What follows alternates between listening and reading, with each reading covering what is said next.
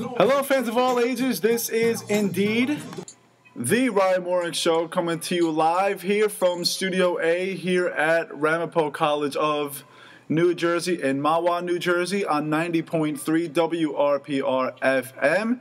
This is the one, the only Ryan Morik.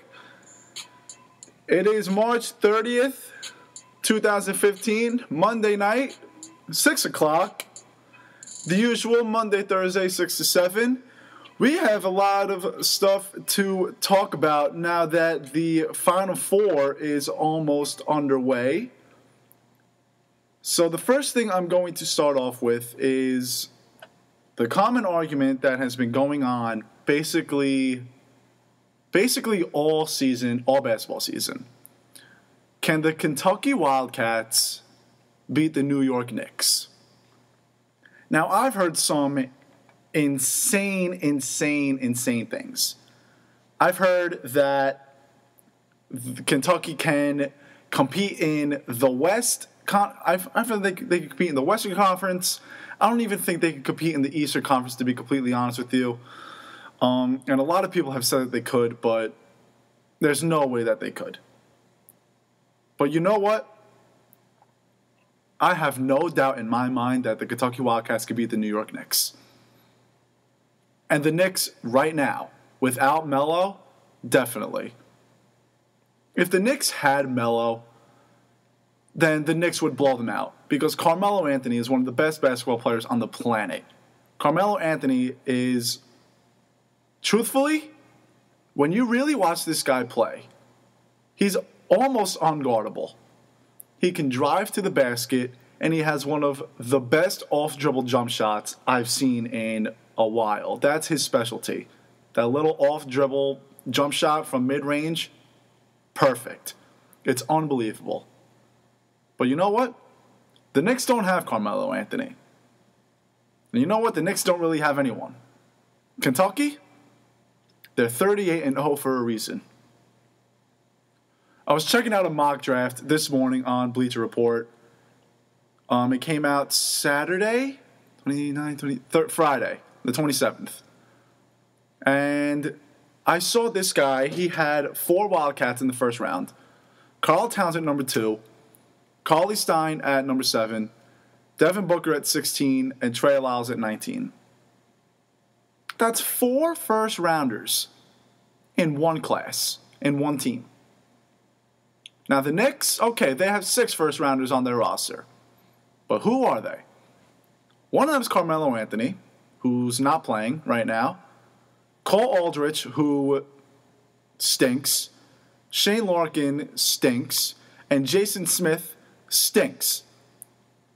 The only 2 decent ones are Tim Hardaway Jr., who does have the potential to be an all-star player, and Andrea Bargnani, who sometimes can be, honestly, one of the dumbest people on the court for the New York Knicks. Remember that one game last year where he could have just dribbled out the clock when there were like 10 seconds left and the shot clock was off, and he chucked up a prayer 3 when they were up 2 or 3? Luckily for the Knicks, I think they won that game in overtime, but narrowly. The Kentucky Wildcats have 9 All-Americans on their team. The New York Knicks, they have 8. Former ones, obviously. The Wildcats and Knicks, they both have 2 7-footers. But here's the difference between the 2 7-footers. Kentucky, Dakari Johnson, and Willie Cauley-Stein.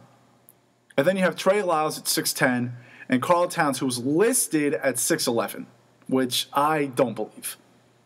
The Knicks, their 2 7-footers are Andrea Bargnani, who's only averaging 4.3 rebounds a game this year, and Jason Smith, who's averaging 3.8 rebounds a game this year.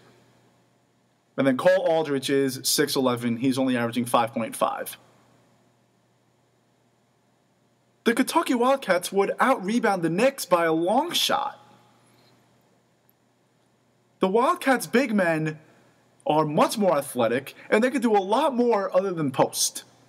Karl Towns can shoot the 3. Everyone, Dakari Johnson, Cauley-Stein, Karl Towns, Trey Lyles, they can play the 3 and 4 also, honestly. And Karl Towns' handles are not that bad. I've seen them.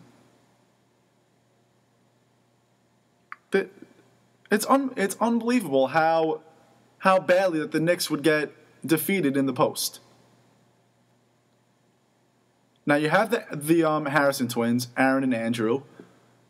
They're better than Shane Larkin, and they're better than Langston Galloway, who right now is actually no, Bargnani and Hardaway Jr. are probably the best players on the Knicks right now, but Galloway's a close third.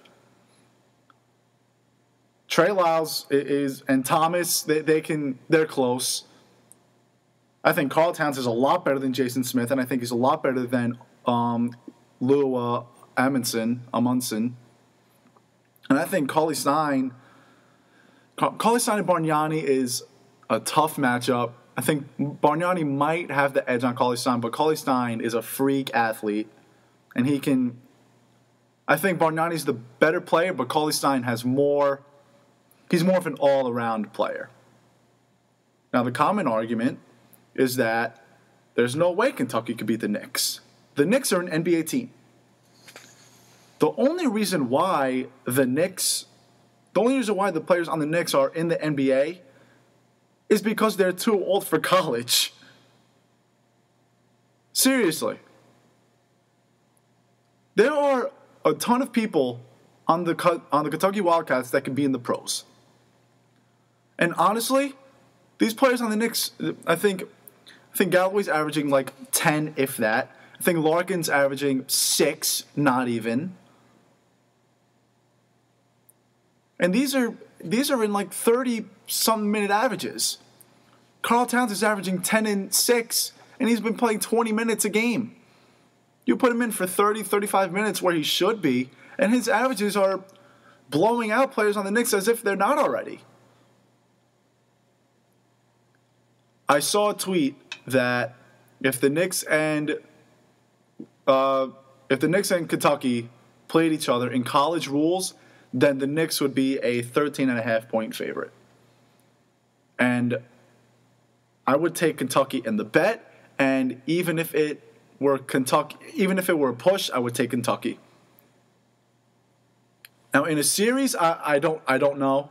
Honestly, in a series, I still think Kentucky would win. Now you might put up the argument that Kentucky narrowly beat Notre Dame, and they were one shot away at the last second from being 37-1. But you know what? Teams have bad games. And you know what? Kentucky won anyway. The Knicks, they are a bad, bad, bad team. I saw some people saying that the only time a minor league or college team could beat a pro team is in baseball. And you know what? I believe that 100%. Because baseball, a pitcher can have... Look at CeCe. The guy's throwing strikes, but he's getting hit off of, which I'll get into later. A pitcher can have a bad day. You know, didn't the Phillies lose to the South Florida or something like that? I mean, granted, it was spring training, and the starters for the Phillies probably played an inning and a half. But still. I don't think it would ever happen in football. If we put up the Jaguars against Ohio State or Alabama, or the Raiders against one of those teams, I think the Jaguars would win. Because I feel like we see a lot more college football players not going to the big leagues than college basketball players do. I don't know the exact stat, that's just what I've seen. And I don't think it would ever, ever happen in hockey. I think the NHL is 20,000 times more fast-paced than minor leagues or college. In the NHL, it would never happen. Basketball, I think this is the one exception. Seriously. Or if you look at like Georgetown from back in the day or Indiana back in the day, maybe. But really, the Knicks are the worst basketball team I've ever seen in my lifetime. And in my lifetime, this Kentucky team is the best college basketball team I've ever seen.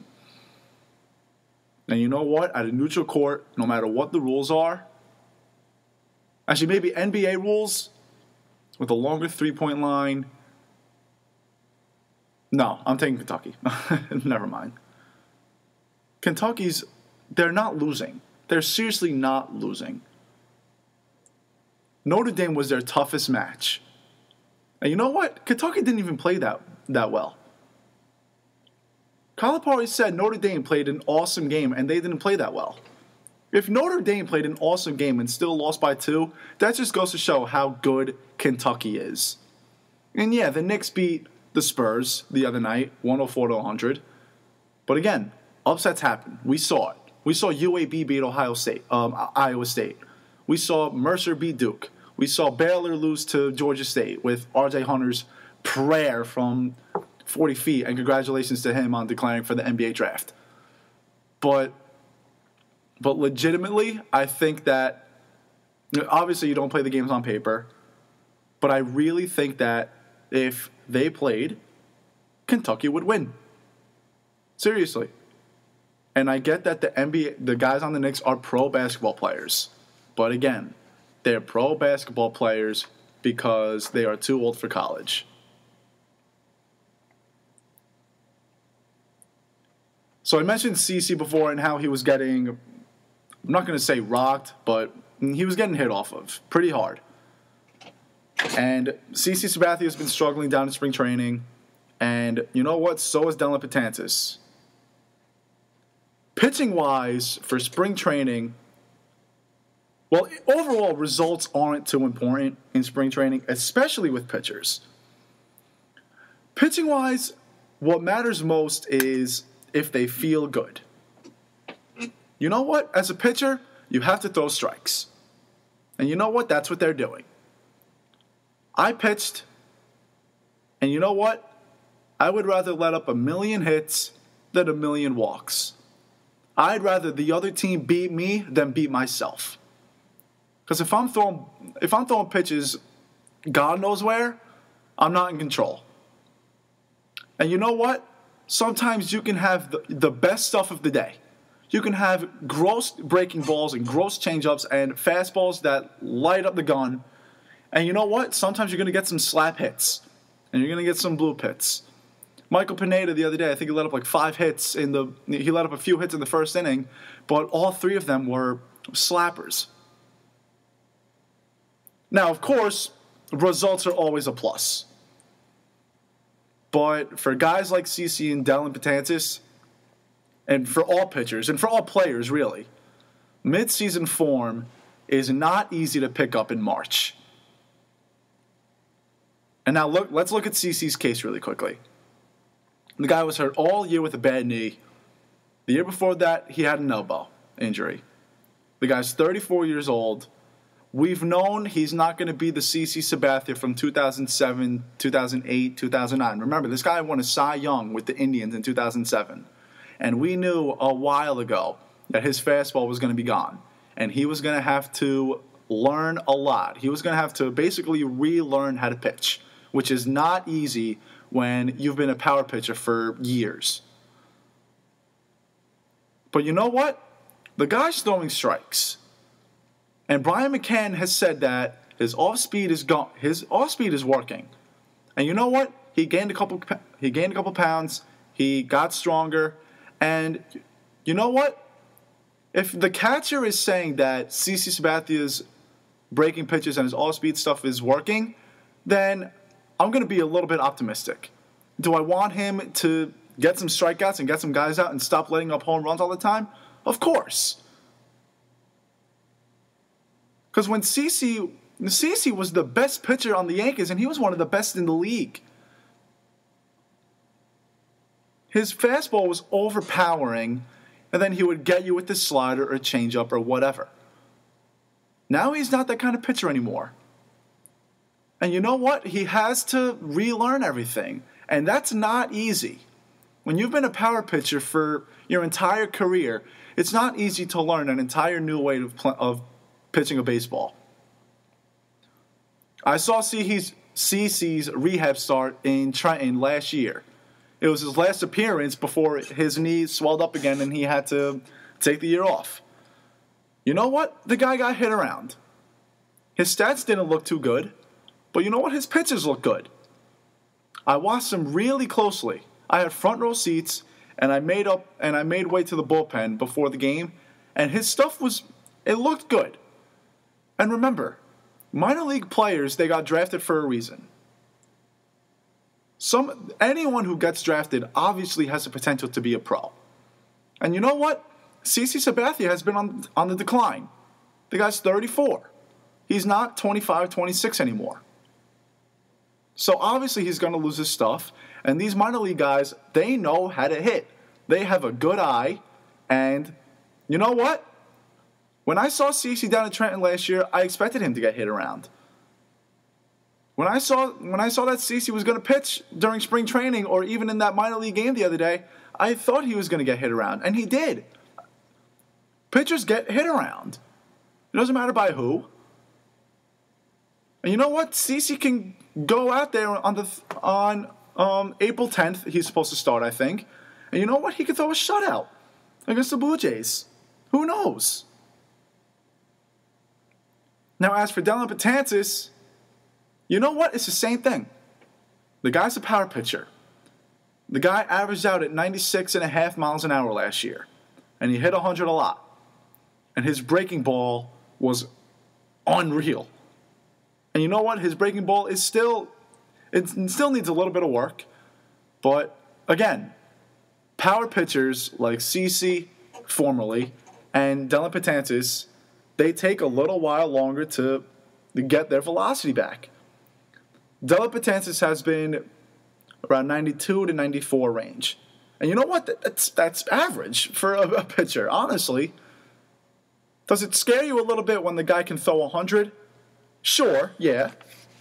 But remember, this is spring training.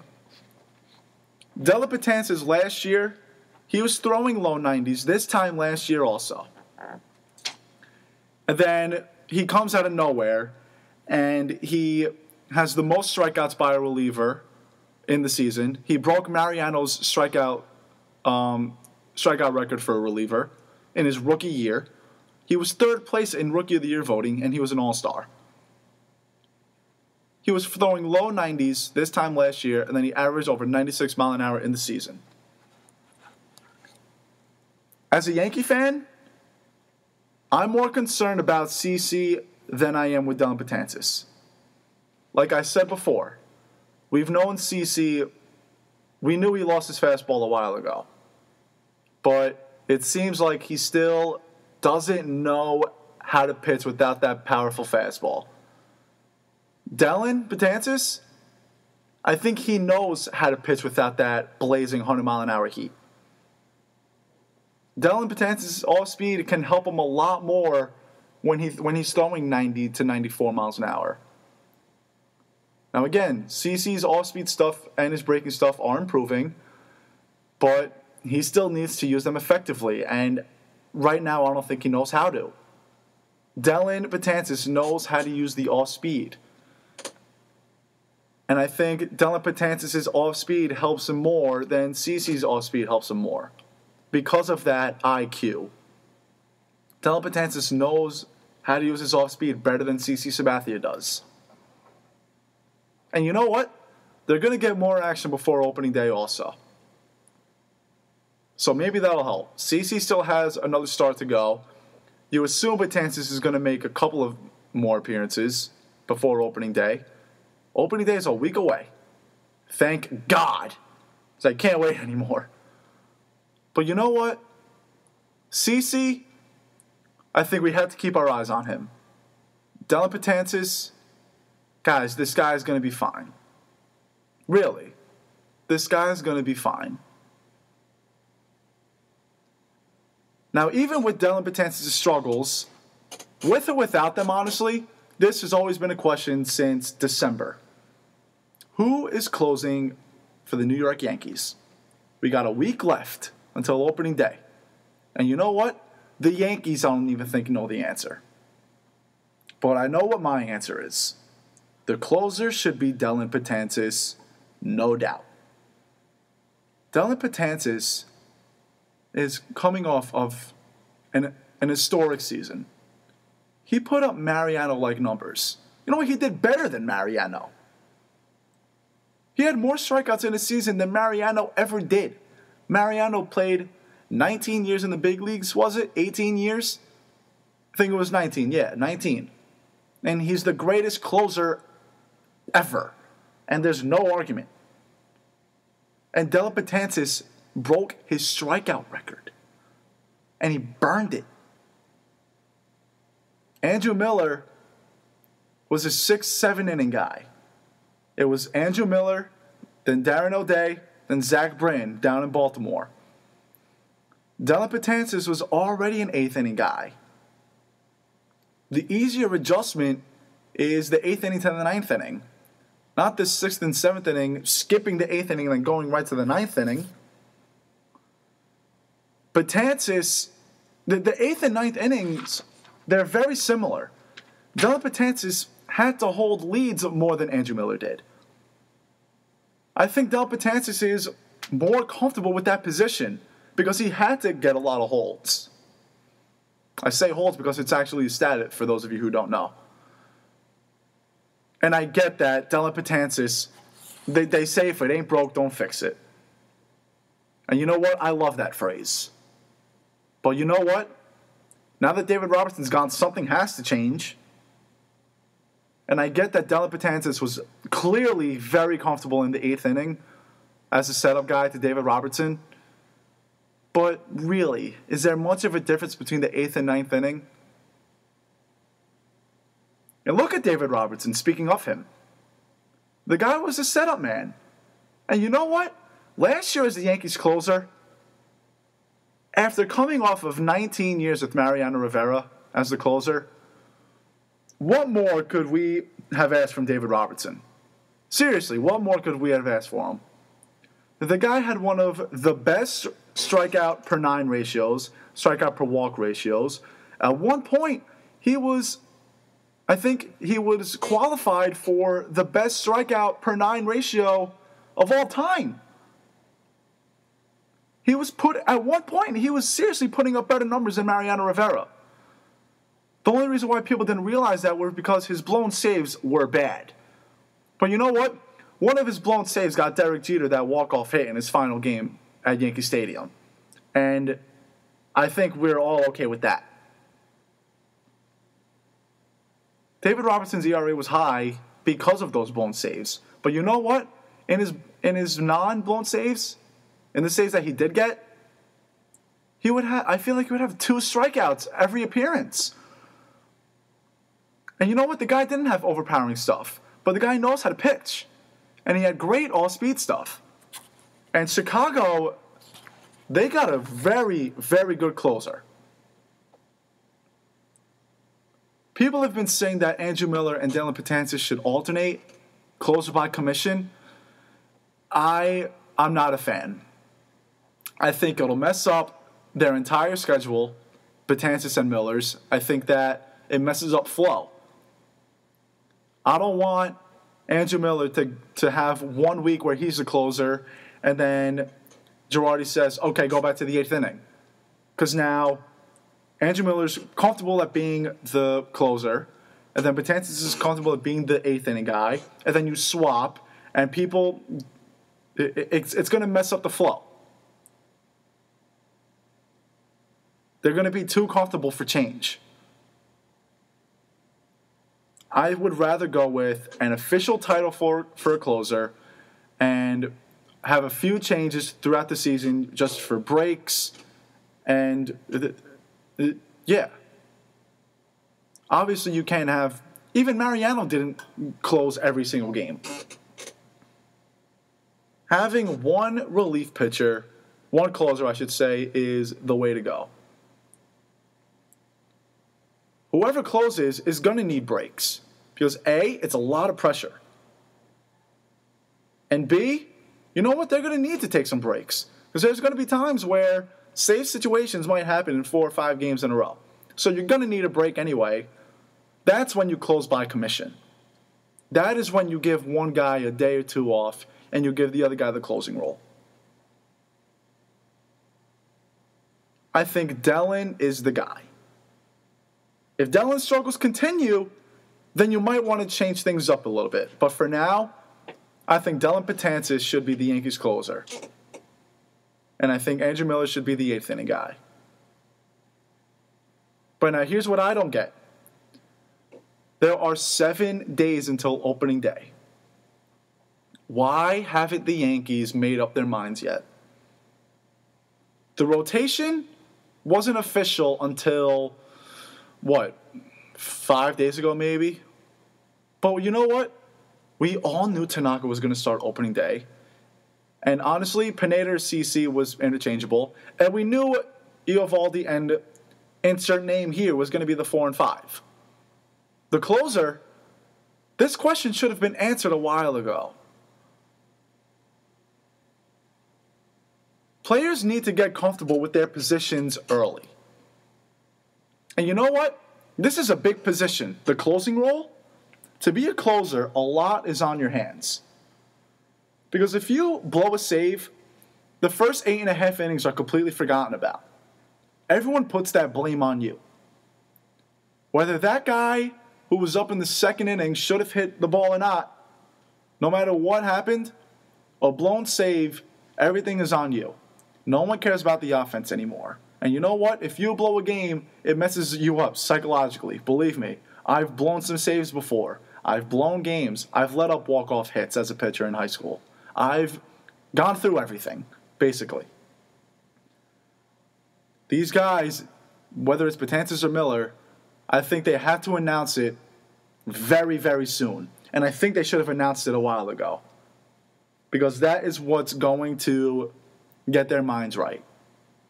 The earlier they know where they're going to be, the earlier they know their definite position, the more accustomed they get, and the more ready they're going to be. So what are the Yankees doing? What are they waiting for?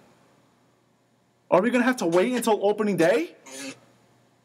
Are Betances and Miller going to have to wait until opening day? Maybe the fact that they didn't release anything, maybe the fact that they didn't say anything, means that they might go closer by commission, which I disagree with. But you know what? Girardi and Rothschild and the Steinbrenners and Cashman, I think they know a lot more about baseball than I do. So whatever they want to do, it's obviously it's up to them, because what I say, they're not listening. But you know what? Don't close by commission. Give whoever you want to close the title now. Because it can only help them. It really can only help them. You get them used to everything earlier, and that's why they should have just said it from the get-go. But you know what? It's whatever the Yankees want to do. But please just put Dellin Betances as the closer. All right, here we go with some daily updates. First here off at the Ramapo College of New Jersey. The baseball team had 4 games this weekend, and they had 4 wins. Saturday they had a doubleheader against New Jersey City. Walker Larson picked up his 3rd win of the year in Game 1 of the doubleheader. It was a complete game. He let up 6 hits, 8 strikeouts, 1 walk in a 3-1 victory. Game 2 on Saturday, after an 8-pitch at-bat with the bases loaded in the top of the 9th, Brandon Berger was hit by a pitch, bringing home the game-winning run, and the tying run for Jersey City was thrown out at home plate to end the game. Ramapo wins 5-4. Berger went 2 for 3, and Chris Ware had 2 RBIs. Game 1 on Sunday, they beat Penn State Berks 8-4, and Ware went 3 for 4 with 3 RBIs. He's batting .355 on the year. He has hits in all but 3 games this year. Game 2 on Sunday, Ramapo won 9-6 on a walk-off home run by Joe Venturino. He had 5 ribbies for that game in Game 2. They are back in action tomorrow when they take on Western Connecticut State here at Ramapo, and they will take on Lehman College on Wednesday. The men's volleyball team took on Sage Colleges on Saturday. They won their 5th of their last 6 games in 3 sets. Justin Fagelis had 6 kills. He hit .600. Peter Desfos just hit 1,000 with 6 kills, and Ryan Cassidy also hit 1,000, recording 5 kills. The team hitting percentage that game, .455. Alec Weissman dished 19 assists. They're back in action tonight when they travel to Yeshiva University. The softball team had a doubleheader in Stockton on Saturday. Game 1 took 9 innings as Jacqueline Lima, Daniel Saporito, and Melissa Marino each had RBIs in the top of the 9th. Ramapo won the game 6-4. Game 2, they took it home 7-2. Christina Brezik picked up her 3rd win on the year with a complete game, 5 hits, 2 runs, 1 earned, and she struck out 3. Melissa Moreno, 4 for 5 with an RBI double. And Grace Brennan, my neck of the woods, representing Old Bridge, the girl, she had 2 RBIs. They are back in action tomorrow in a doubleheader versus New Jersey City here at Ramapo. Women's lacrosse beat Manhattanville College on Friday, 18-11. Lindsay Hughes picked up 8 goals. Her 8th and final goal of the day made her Ramapo's all-time leading scorer, bringing her to 160 in her career. She has 22 goals this season. She had a team-high leading 45 last year, so you know she's going to tear that one up. They are back in action when they travel to Fairleigh Dickinson tomorrow. Men's tennis, they will be taking on Purchase College on Wednesday here at 5:30. And here we go with the pro updates. Actually, not pro, because we're going to start off with the Elite Eight, which was awesome. Saturday, Wisconsin beat Arizona 85-78. Frank the Tank Kaminsky had 29 points and 6 boards. Sam Decker had 25 points and 5 boards. They will take on the 38-0, barely, University of Kentucky. It's a rematch of last year's Final Four. They narrowly escaped to Notre Dame on Saturday, winning 68-66. Andrew Harrison with 2 clutch free throws with 6 seconds to go. Jarian Grant, double clutch three-pointer from the left corner, just a bit long. Lots of help from Carl Towns, who was a bully. 25 points, 10 for 13 from the field, and perfect in the second half. And you know what? Why should this thriller stop on Saturday? Sunday, Michigan State and Louisville went into overtime, and you know what? Tom Izzo does it again. With a 76-70 victory, Tom Izzo reaches the Final Four with Michigan State for the 7th time, and he became the only coach in history with at least 3 Final Four appearances as a 5 seed or lower. He also increased his all-time record with 13 wins as a lower seed in the tournament. After that, Duke beat Gonzaga 66-52. This marks the first time 3 1 seeds have made the Final Four since 2008. 4 Blue Devils were in double-digit scoring, so this should be a fun 3 games in Indy. Moving on to spring training, A-Rod hit a home run on Saturday. He played first base yesterday. This spring, he's batting .324 with 3 home runs, 4 RBIs, and he also leads the Yankees in OPS. Nathan Eovaldi on the hill yesterday, 4 2/3 innings, 3 hits, no runs, no walks, and 5 strikeouts. Through 3 starts this spring, Eovaldi has a .66 ERA. He has 14 strikeouts, and he has yet to walk a batter. The New York Mets beat the Cardinals 3-2 yesterday. Lucas Duda 3 for 3. Dellin G on the mound yesterday, 7 innings, 7 hits, 2 earned, 3 strikeouts, and 3 walks. Jacob deGrom on Saturday, 7 innings, 4 hits, 1 earned on a solo home run, let up 2 walks and 4 strikeouts. And today, the Mets received 2 left-handed pitchers, Alex Torres from the Padres and Jerry Blevins from the Nationals. The Cubs sent Chris Bryant to Triple-A baseball this afternoon. Chris Bryant's batting .425 with 9 home runs and 15 RBIs this spring. Moving on to the ice, Henrik Lundqvist came back on Saturday, but the Bruins spoiled the comeback, winning 4-2. The Rangers only had 16 shots on goal. Cam Talbot was in net yesterday against the Capitals. That was no good. They lost 5-2. They're back in action tomorrow when they travel to Winnipeg. New York Islanders lost to the Ducks 3-2 at the Coliseum on Saturday. They came back yesterday against the Detroit Red Wings. They won 5-4. Their next game will be Thursday in Columbus. The New Jersey Devils were mathematically eliminated from playoff contention yesterday after a 2-1 loss to the Ducks. If it matters, they're in Columbus on Tuesday. Moving back onto the hardwood professionally, the Brooklyn Nets hosted the Cleveland Cavaliers on Friday. They helped their playoff push with a 106-98 win. Brook Lopez, 20 points, 9 boards. Joe Johnson also dropped 20 points. The 3 other Nets were in double digits as LeBron dropped 24 points and 9 assists. Kyrie had 26 points. The Nets hosted the Lakers yesterday. They won again, 107-99. Brook Lopez, who was named NBA's Player of the Week for the first time in his career, had 30 points and 11 boards. They look to make it 4 in a row tomorrow when they host the Pacers. The Knicks, they lose again. They lost to the Celtics on Friday, 96-92. They lost to the Bulls in Chicago on Saturday, 111-80.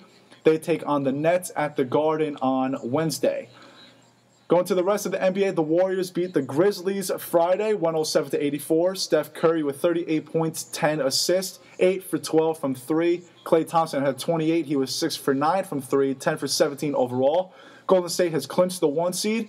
Grizzlies hold the 3 spot a half a game behind the Houston Rockets, who beat the Wizards 99-91 yesterday. James Harden, 24 points, and the Wizards are in 5th place in the East. So the Atlanta Falcons, they were fined $350,000, and they lost their 2016 fifth-round pick for piping artificial crowd noise into the Georgia Dome. I've never heard anything like, I've heard about cheating, but I've never heard anything quite like that. And I thought that was a pretty good strategy, to be honest. But you know what? They should get punished.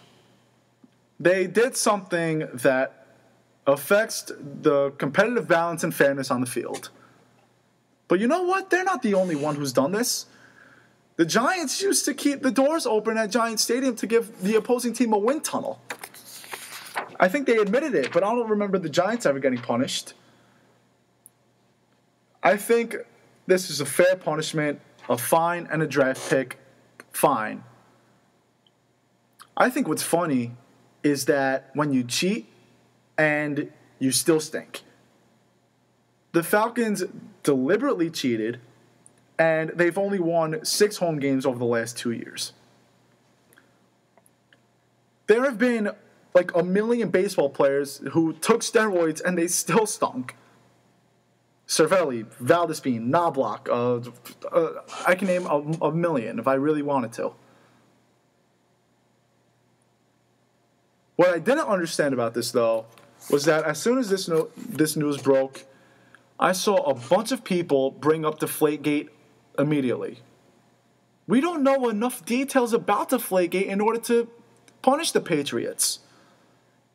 Balls deflate in bitter cold weather. I've left footballs in my car. I've left basketballs in my car in freezing temperatures. I get back, and my dog can palm it. Deflategate, there's no proof there was anything deliberate. Do I think there was? Yes. But you know what? This was deliberate, and there's no way to hide it. Deflategate, anything could have happened. No punishment has been handed down to the Patriots yet because it's still an ongoing investigation. The Falcons, we know 100% that they cheated. Deflategate, we're not sure of all the details. We don't know if it was because of the cold. We don't know if Tom Brady snuck somewhere. We don't know if the ball boys just screwed something up. We don't have a clue. The Atlanta Falcons, they admitted to putting crowd noise into the stadium. And even if they didn't admit to it, it's kind of obvious when 6 people go to your games and it's really loud. Maybe we will get a punishment for Deflategate. But you know what? We're not going to get anything until we know 100% what happened. The Atlanta Falcons, we know what happened. We know that they deliberately cheated. And that's why they got fined, and that's why they got a draft pick taken away. And I think it's a fair punishment. Just because one team or one player got suspended or punished or whatever doesn't mean that someone else who did something wrong is going to get punished also. Because we don't know all the details. This reminds me of like Josh Gordon and Ray Rice. their suspensions or their allegations, whatever, came about at the same time. And people were outraged when Josh Gordon got suspended for a year and Ray Rice got suspended for 2 games, which wound up being an indefinite suspension. But you know what? The rules are rules. Josh Gordon was a 14-time offender. And I'm sorry, that's the rules. Are they not fair? Sometimes they're not. But when you're a three-peat offender, maybe they are a little bit fair. But again, we don't know enough details about Deflategate. And we're not going to know a lot of details for a little while. But for now, this is a fair punishment for the Falcons. And you know what? Honestly, it might be a little bit too lenient. Crowd noise is a big deal. Look at the Seahawks, the famous 12th man. They have the loudest stadium, and that's why their opponents get so many false starts. They say the fans are responsible for a couple of those a game. And the Falcons tried it, and they still couldn't even do it because they still lost. Like, if they won 6 games, how many did they lose? A lot. But don't bring up Deflategate because A, we're not even sure what's going on. Deflategate's not a done deal. The NFL is still trying to gather up a lot more information. But for right now, this is a fair punishment. Deflategate, we don't know what happened. Crowd noise gate, we know what happened. And the NFL should have fined the Falcons before they punished the Patriots. You can't just jump to conclusions. I mean, I get they're the Patriots. They're notorious for cheating. They did Spygate. They did this. They did that. And you know what? Personally, I do think the Patriots had something to do with the footballs. But you know what? I could be wrong. And that's why the NFL shouldn't fine them yet. And who knows if they're going to. But remember, the Falcons deliberately cheated, and we all know it. And that's why they got fined before the Patriots. So last night, WrestleMania 31 took place at Levi Stadium in Santa Clara, California. Now, you're probably wondering, why in the world is this guy talking about WrestleMania on a sports radio show? Well, you know what? I was wondering the same exact thing last night when ESPN was tweeting about WrestleMania and they broadcasted it on SportsCenter. I have a ton of respect for the WWE. They are a multi-million-dollar industry. They have more Facebook likes than any Big Four league except the NBA, which has 26 million likes. The WWE has 24. The NFL, not even 12 million. The MLB, I think they're somewhere at 5 or 6 million, I think. And the NHL has like 3.6 million. And WWE, they have more Twitter followers than the MLB and the NHL. But you know what? Why would ESPN broadcast the WWE? It's not a sport. You know what? I watched a bit of WrestleMania last night. I decided to bring back my childhood. And when The Rock and Triple H were wrestling yesterday, I was loving it. Because that brought me back to my 7-year-old days. I watched WWE every now and then. I loved it as a kid. I went to SmackDown at the old Continental Airlines Arena. The Rock, Steve Austin, Edge, Rob Van Dam, Scotty 2 Hotty, Rikishi, all these guys, come on. People, if you're listening my age, you can't sit there and lie to me and say that these guys didn't make your day every Monday and Friday night, Thursday night when SmackDown was on. Like, the day I found out that the WWE was fake, I saw either Undertaker or Kane give Linda McMahon a pile driver, and Linda McMahon's head was 6 feet off the ground. The day I found out it was fake, it was the worst day ever, and I think I speak for a lot of people. I'm not going to say fake, I'm going to say scripted and predetermined. Because a lot of the hits and the stunts are 100% real. And hitting that floor hurts a lot. But you know what? The WWE stands for World Wrestling Entertainment. There's nothing major league about it. There's nothing professional about it. As in other professional wrestling promotions, WWE shows are not legitimate sport contests. They're purely entertainment-based, they're storyline-driven, they're scripted, and all of the matches are choreographed. I've seen videos of wrestlers talking each other, telling each other what to do next. The WWE is not a sport. It's essentially a reality show. Now, I have no problem with people watching WWE every night. I have no problem with people being fans of Cena and Lesnar and the new guys like Roman Reigns or whoever these guys are. Because we've all watched movies and TV shows in which we root for something that was scripted. Fast and Furious fans. I'm sure all of you are going to see Furious 7 on Friday. I know I'm going to. And what do we root for? We root for Vin Diesel and Paul Walker to kill everyone, don't we? But it's already a script, just like the WWE.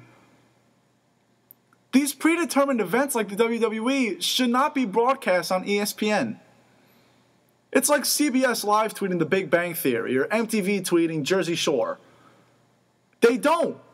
They probably tweet something like, what did you think of that episode? Are you surprised that this and this happened? What did you think this and this was going to happen? Now, some people might say, oh, go jump off of a 30-foot ladder and try to suplex a 500-pound man and let me know if it's a sport. Just because that you do something daring does not mean it's a sport. Sorry. Look at all the stunt doubles in movies. Are they competing in a sport? No, they're filming a movie. WWE wrestlers are simply just stuntmen for entertainment. They can be athletic, and by all means, all of them are very athletic. But are they athletes necessarily? In the ring, I don't think so. But remember, The Rock played college football for the U. Brock Lesnar tried out for the Vikings. There was one guy who won a national championship with the Gators. A lot of things have athletic features. Dancing, for example. Sorry if my sister's listening to this. Sorry, Hal. But dancing, I don't think it's a sport. Yeah, you practice in sweat and blood and tears for 15 hours a week, and just like a lot of sports, okay, I get it. But dance is a little different than wrestling, but I'm just going to say this anyway. You don't get style points in sports. If you hit a ball far, you don't say, oh, that's 10 points for his swing looked good. I'm going to give him 3 extra points. In dance, your score is determined by a judge. And in my book, that's not a sport. I respect dancers, and I respect gymnasts. Same thing goes for gymnastics, too. They do things that I couldn't ever do in a million years. But that's just my opinion. I think sport, you have to earn your victory. I think a lot of this WWE tweeting and broadcasting, the ESPN tweeting and broadcasting about WWE, I think it had a lot to do with Brock Lesnar. The guy's a WWE legend, and remember, he fought in UFC. He had huge victories over Frank Mir and Randy Couture. Randy Couture is one of the greatest of all time.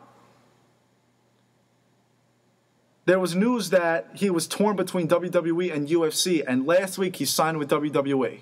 And he broadcasted it on ESPN, which is odd to me.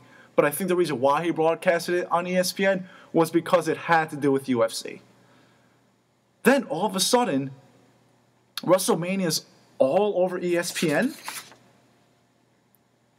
I've always wondered why ESPN never mentioned WWE, but then I always think to myself, it's not a sport, it's a show.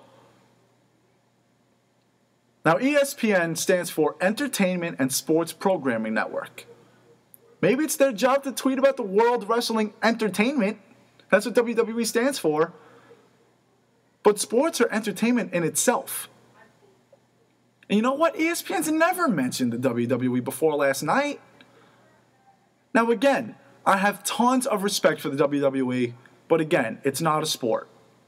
The definition of a sport is an activity involving physical exertion and skill in which an individual or team competes against another or others for entertainment. WWE fits the definition, and I know some of you are probably saying, oh, so does dancing and gymnastics, but I'm going to stick to my opinion anyway, sorry. But except for one word, compete. People in the WWE are not competing for anything legitimate. Their competition is predetermined. The MLB, the NFL, the NHL, the NBA, etc., etc., etc., they compete legitimately. They are not predetermined. And I remember when I found out WWE wasn't real, I thought everything else was scripted too. But now here's what I don't get. ESPN won't tweet about WWE until probably WrestleMania 32, which is 365 days away. Now sure, ESPN, when they tweet about hockey, they tweet about cricket, they tweet about soccer sometimes, or whatever. They tweet about things less popular once in a blue moon. But the thing is, the WWE is very popular. The WWE, I gave you the stats, they have more Facebook likes than every Big Four league in the United States, except for the NBA. They have more Twitter followers than the MLB and the NHL. The MLB is America's pastime, for crying out loud. Now, I get hockey's not all that popular here in the States, but still, the WWE is very popular. ESPN, stick to covering sports and stop covering reality TV.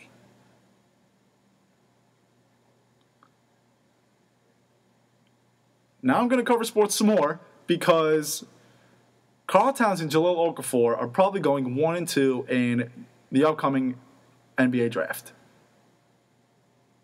You know what? If I'm a GM or an owner, I'm taking Karl Towns. Now, I'm going to be a little biased for the hometown guy. He went to high school 30 minutes away from me. He played in my high school 2 or 3 times a year. And you know what? It's hard to not like the guy who's from your hometown.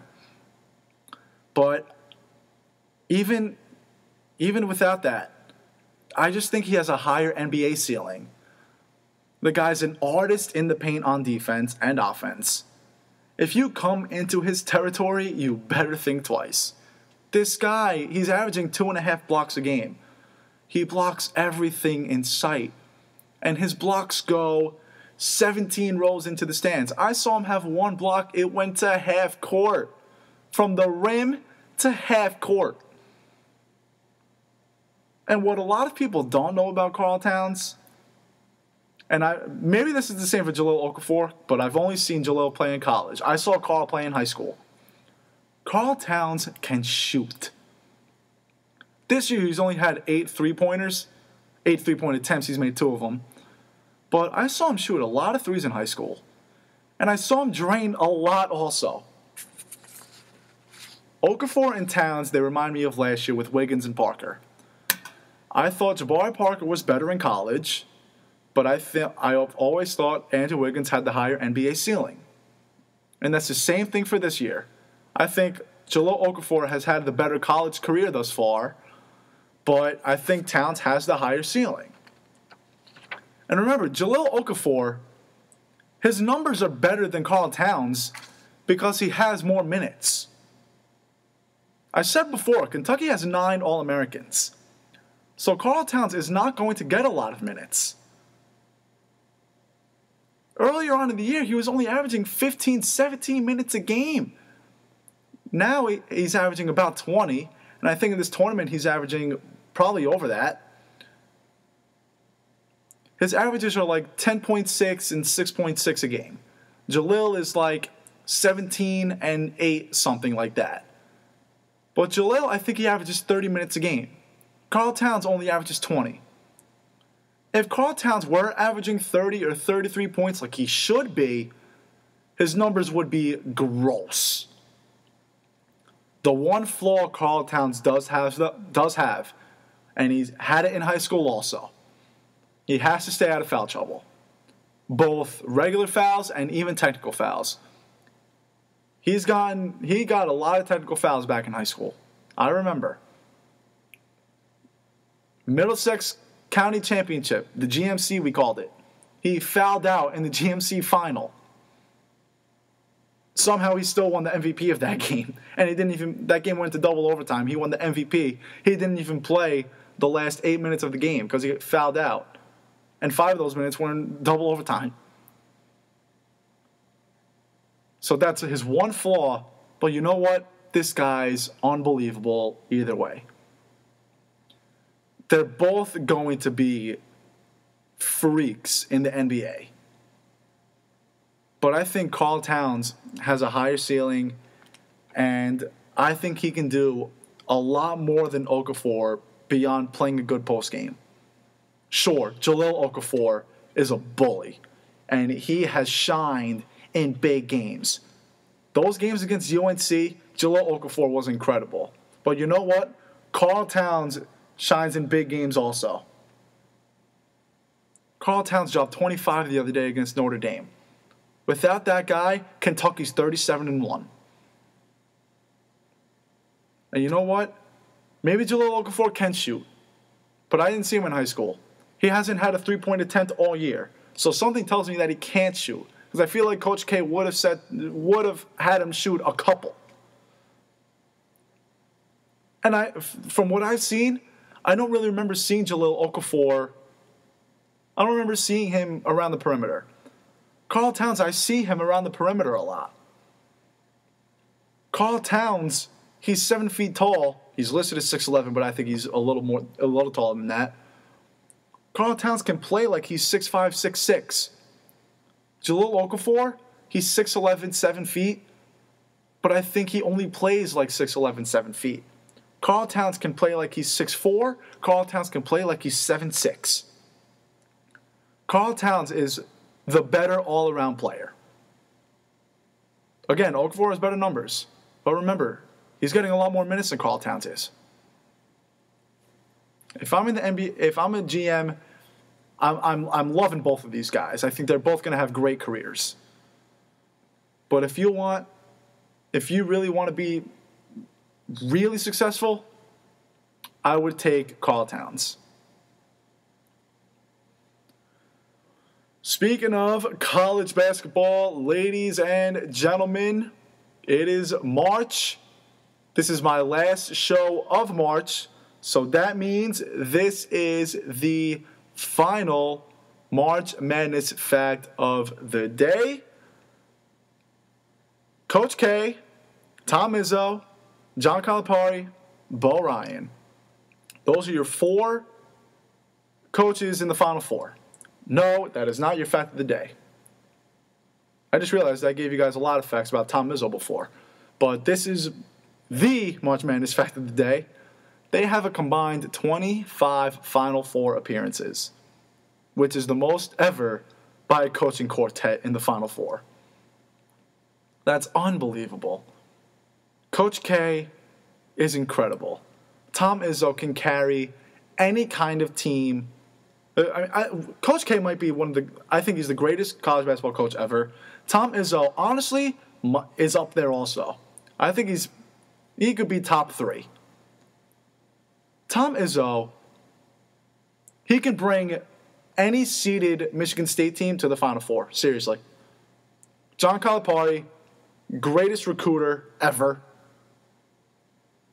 And Bo Ryan, I don't know much about this guy, but he must be doing something right. He brought Wisconsin to the Final Four, and a lot of people said the Big Ten couldn't do much. Now they have 2 Big Ten teams in the Final Four. This is going to be a very, very, very fun Final Four. I cannot wait.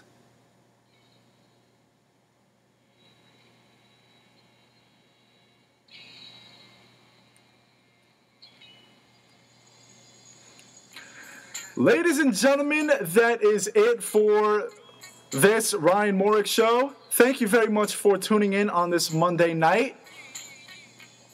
I have great news. The phone lines here at Ramapo College for the radio station are back up and running, which means that I'll be calling some games very much in the near future. That also means you guys can call into the show whenever you please. I just have to figure out how to work these phone lines. Ladies and gentlemen, it is not goodbye. It is see you later. I will see you Thursday at 6 o'clock. Take care, everybody. Talking, walking, get down with the set. Take a for some and take this jet out of town. Put it down for the father of rap. And if you get cracked, jet your trap. Come back, get back. That's the part of success. If you believe in the X, you'll be relieving the stress.